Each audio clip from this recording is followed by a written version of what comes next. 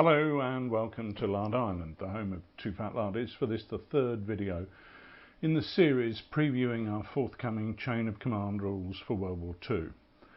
Today we're going to take a look at the nuts and bolts of the game mechanisms and how they work. So really, movement, firing, command and morale effect. Let's take a look now. Movement in chain of command is based on rolling a number of d6 to see how far you move. An infantry unit moving with 1d6 will roll the dice and move that far in inches. It can now fire, albeit a half effect, or it can assume a tactical stance, making the best use of the cover available. An infantry unit moving with 2d6 is likely to go further and faster, but it cannot fire nor can it adopt a tactical stance.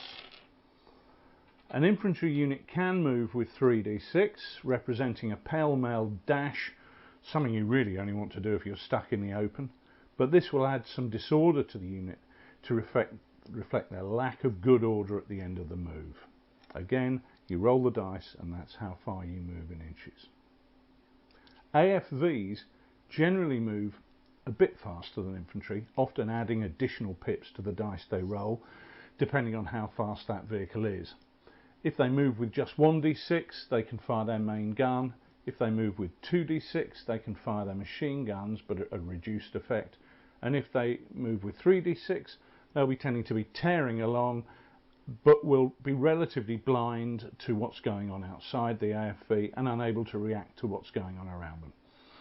So let's take a look at something on the table here. So let's take a look at this rifle section here. This Bren team here, I want to move up to the wall and to take cover. So I'm going to roll 1d6. That's 4, so they will move 4 inches. More than adequate to get them to move up to that wall. And then to show the fact that they're taking cover, I'm going to put down a tactical marker in front of them. Adopting a tactical stance is something that can last over numerous phases of play. So we need to put down a marker to represent that. And that will stay there until that unit activates in subsequent phases to either fire or move, or until the whole turn ends when everybody comes off being on a tactical stance. The rifle team here is a bit further away. I could take a chance and hope they roll a 6 and take up a tactical stance, but to be honest with you, I'm just more concerned about getting them out of the open and into the cover of that hedge. So I'm going to roll 2d6 for that.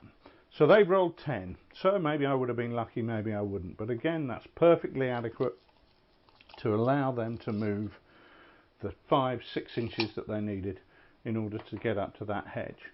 But as we've discussed, they cannot take a tactical stance now, and their NCO corporal moves with them.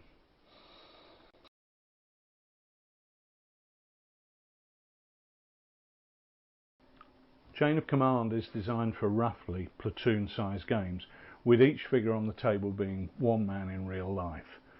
As a result, the tabletop we play on represents a relatively small area of real estate. This 6 foot by 4 foot table is an area of around 240 yards by 160 yards, so about the size of roughly 4 rugby or football pitches combined. Now, as a consequence, ranges are long. If you can see a target, you can theoretically hit it. An infantry section's weapons, a bolt action rifle, the light support weapons such as the Bren, all have a close range of 18 inches, so about 60 yards. An effective range of double that, 36 inches, so about 120 yards. And a long range over and above that, really covering the whole of the table. As in reality, however, the further the range is, the harder it is to hit your target. And if you want to start blazing away from long range, you're going to be in danger of revealing your positions and your intentions to a more circumspect opponent.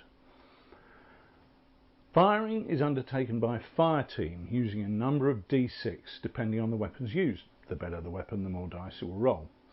A rifleman with a standard bolt action rifle will roll a single d6, whereas a Bren team will roll 6d6.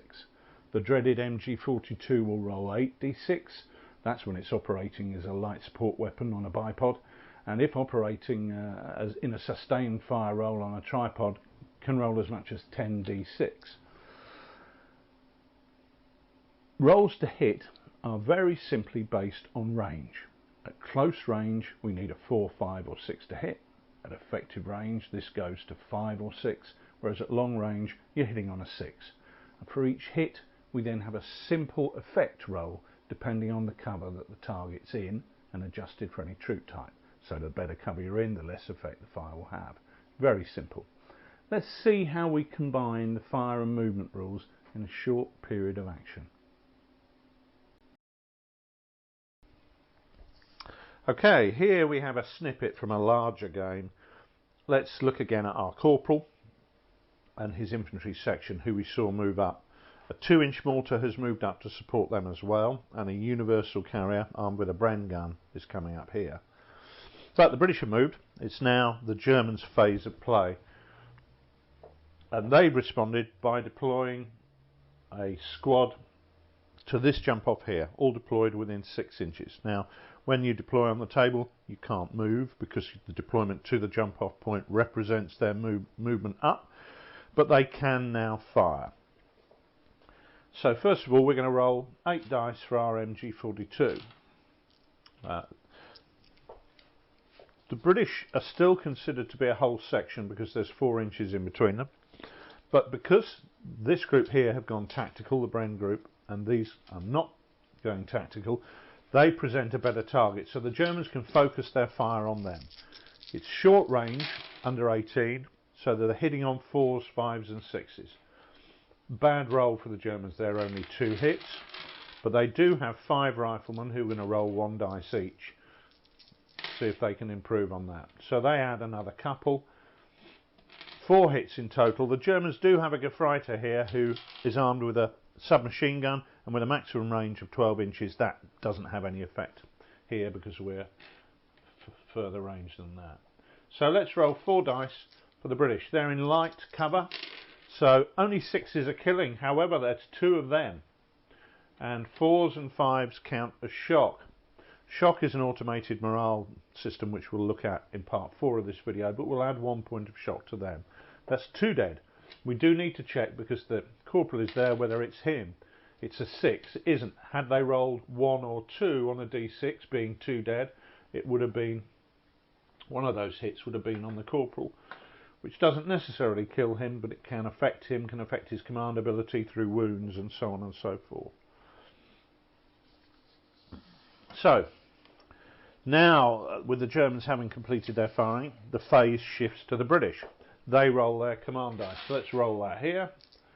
Okay, fine. Okay, so they've rolled a 5, a 3, a 3, a 2 and a 1. So the 5 is 1 added to their chain of command dice. Interestingly, in this game that brings their running total up to 6. So with a full chain of command dice they can use that in a variety of ways. Hopefully we'll see that in part 4. The 2 3s mean that they can activate 2 junior NCOs. The 2 is a section of infantry and the 1 is a weapons team. Well, the British are on the wrong end of an unequal firefight here, so they're looking to stack the odds in their favour. They can play the dice in any order they want, so the first one they're going to do is activate this universal carrier. They need him to move up and add his fire to events, so he's going to move with 2 dice because that will allow him still to fire at the end of it, albeit only with half effect. They rolled 4, but it's a fast track, so they add 2 pips per dice, so that makes a total of 8.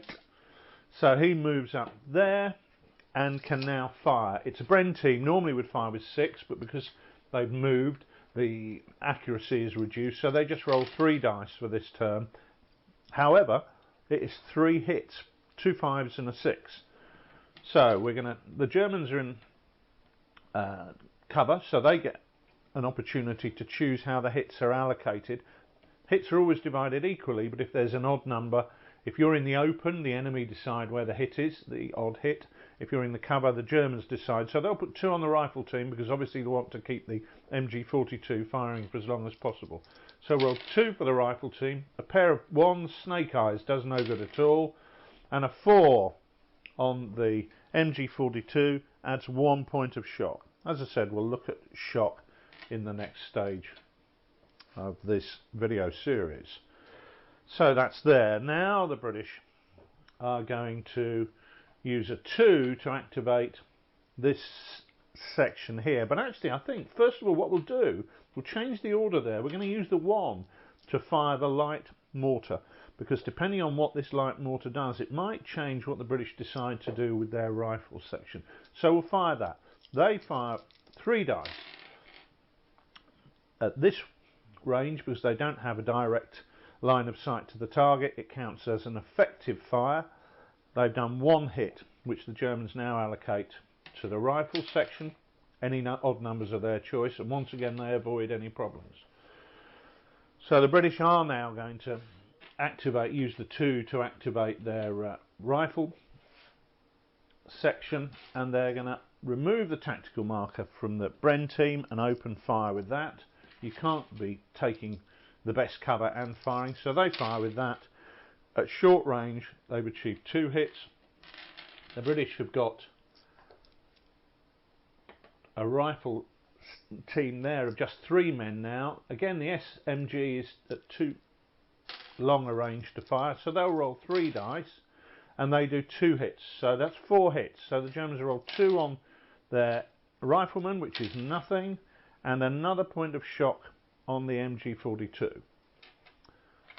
So what that will mean is when the MG42 fires, because they've now got 2 points of shock, that will reduce the number of dice they roll because of the suppressing effect of shock.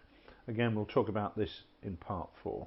So there we go, we've run through 2 phases of play.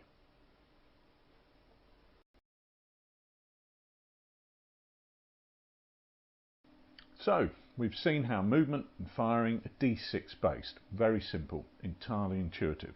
We're not looking at a game with lots of tables, indeed we're playing this off a single-sided play sheet.